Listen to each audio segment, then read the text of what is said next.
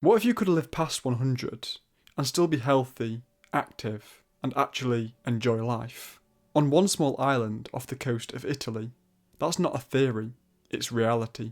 In Sardinia's mountainous Barbagia region, researchers found an unusually high number of male centenarians, and many of them even outlive women, which almost never happens. When the first demographer shared the numbers, other scientists didn't believe it. They thought the data must be wrong.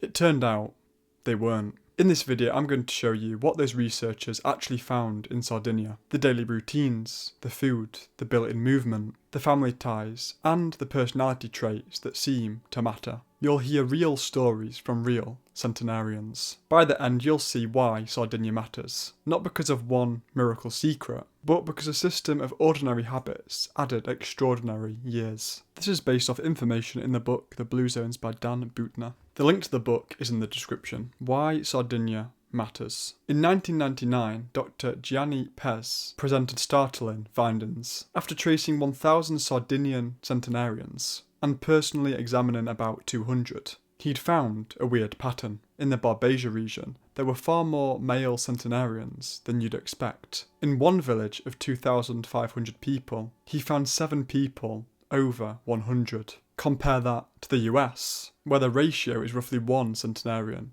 per 5,000. People were sceptical, so researchers like Michel Paulain went to check the records, church registers, local documents, and the ages held up. This wasn't folklore, it was verified longevity. Pez also looked for genetic answers, inflammation genes, cancer genes, cardiovascular markers, and didn't find a clear genetic smoking gun. He concluded something important: environment, lifestyle, and food looked far more likely to explain Sardinian longevity than genes alone, which matters because Barbagia is rugged, sun-baked and cut by deep valleys. For centuries, it was isolated. That isolation preserved traditional ways, shepherding, small-scale farming, and food from the land. Movement and simple meals weren't lifestyle choices, they were how you survived. So if it wasn't genetics or a miracle cure, what did these people actually do every day? Let's look at the core habits researchers observed. Daily lifestyle,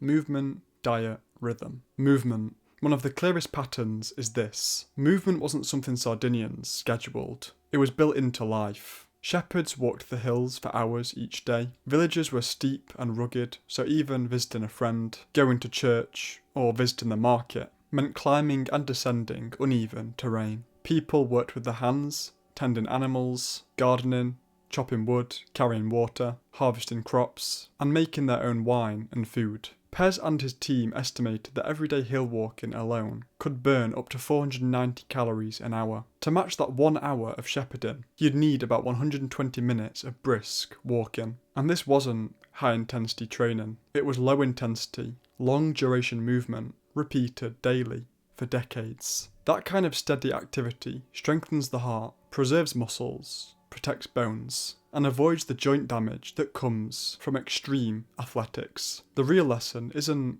go exercise harder, it's this: design life so your body has to move every day without thinking about it. Next up, diet. The Sardinian diet was simple, lean, and mostly what people produced themselves. Bread was the staple, barley or bran loaves like pistoccu, or the paper-thin pane carasau. Meals were beans, garden vegetables, and pasta. Meat was rare, usually for Sundays or festivals. Sheep and goat milk products, pecorino cheese, fresh goat's milk, supplied much of the animal protein. Food was homemade and unprocessed. Even like snacks and sweets was homemade in the kitchen, not grabbed out of packets. Older surveys describe shepherds leaving home with a kilogram of bread, eating a single onion or a bit of cheese for lunch, and gathering for vegetable soup at dinner. The book's clear lesson is simple. The diet wasn't exotic. It was whole foods, grown locally,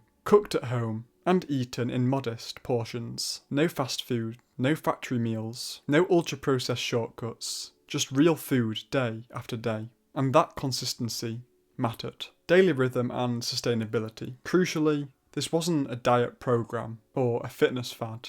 It was daily life. People worked with their hands, ate what they grew, slept with the seasons, and socialised in the village square. The pace wasn't frantic, families shared work and elders stayed involved. That made healthy behaviours effortless and sustainable for decades. Not a 30-day challenge you abandon. Movement, food and daily rhythm explain a lot. But Sardinia isn't just about what people ate or how much they walked. There are social and cultural pieces here, especially around male roles, family support, and temperament that really help explain why men lived so long. Next, I'll unpack those specifics and reveal the stories that bring this place to life. What's unique to Sardinia? Male longevity, family, personality, stories. Here's the part that made Sardinia stand out on the map: the numbers. Between 1880 and 1900, researchers found 47 men and 44 women who lived past 100 in a population of 17,865. A male-heavy pattern that's almost unheard of. Normally, women dominate the very old ranks. So why did Sardinian men do so well? Roles, stress, and purpose. A big part of the answer is roles. Men kept working in the fields well into old age. Purposeful, physical work that kept them active and useful. Women often carried the domestic burden, childcare, cooking, finances, which could create chronic stress. That imperfect division may have reduced sustained stress for men and preserved their identity and purpose. Family and community. In Sardinia, elders stayed with family. There were almost no institutional care homes. Most centenarians had a daughter or granddaughter caring for them. As one researcher said, La Familia was the most important thing.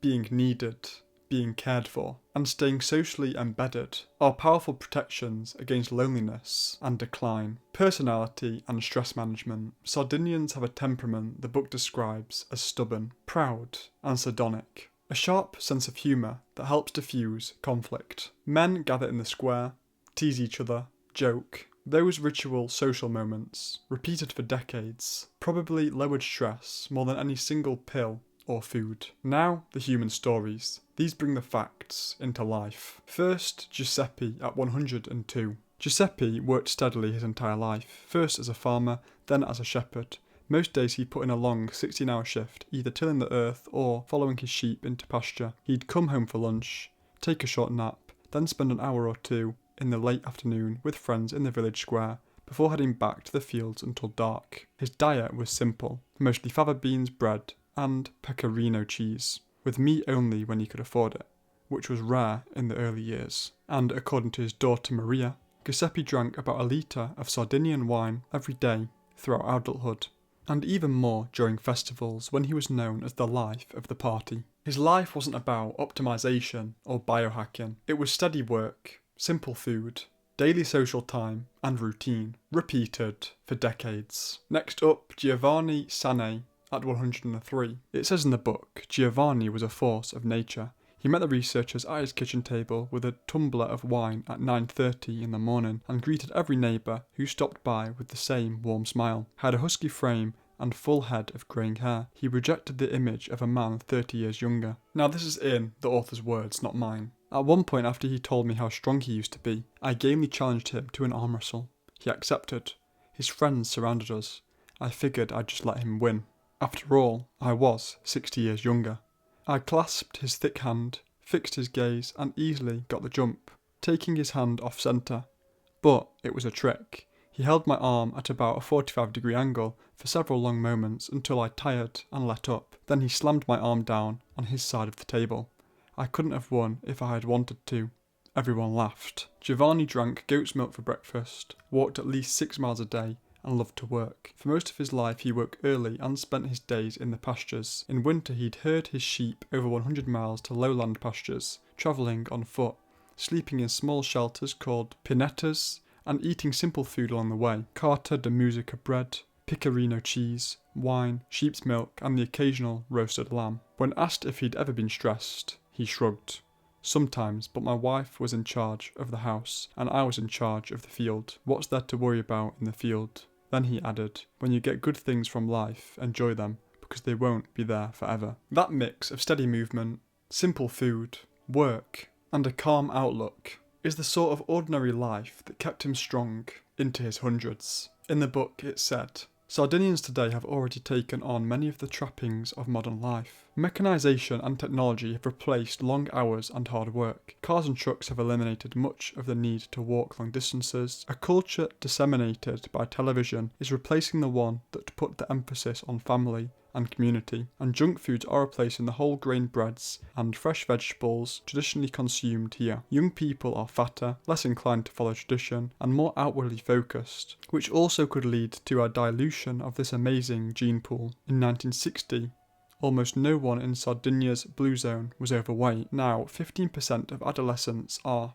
The most important and unique longevity factors have disappeared or are disappearing quickly from residents' everyday lives. And the last little people's story, Tonino Tola, also called the Giant, at 75. So yeah, this guy isn't a centenarian, but they wanted to find someone that still lived the traditional Barbagia lifestyle, and this guy is the representation. When the researchers met him, he'd been up since 4, had already pastured his sheep, cut wood, trimmed olive trees, and fed his cows. Tonino had raised sheep since he was 5.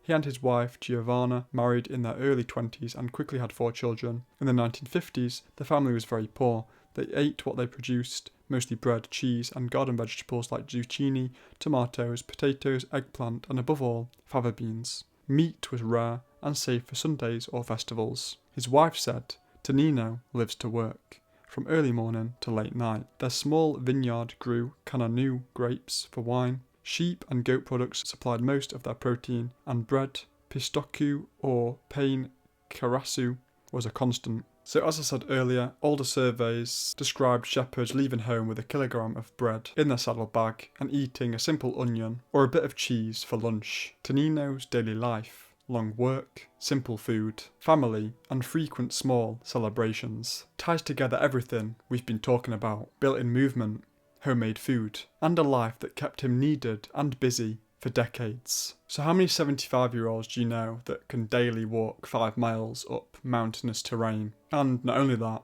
has been doing it all their life, so they should be like worn out and destroyed by that age. The book also notes a few local biological leads, but they go way more in depth in the book, but I'll read a bit. These are things to be curious about, not medical claims. Cannonau wine is high in flavonoids. Goat's milk and pecorino from grass-fed animals may have beneficial fats and nutrients. A local herb, the Sardinian dwarf curry, contains anti-inflammatory molecules that Pez thought were worth studying. Pez even suggested goats might concentrate helpful compounds in their milk by eating local plants. These are intriguing possibilities, but the book is careful. They're pieces of a bigger picture, not standalone causes. Sardinia's virtuous circle. Lifelong work kept bodies strong. Family kept people socially embedded and needed. Simple food avoided toxic modern diets. And culture helped people shed stress. Those ordinary patterns combined into extraordinary longevity, especially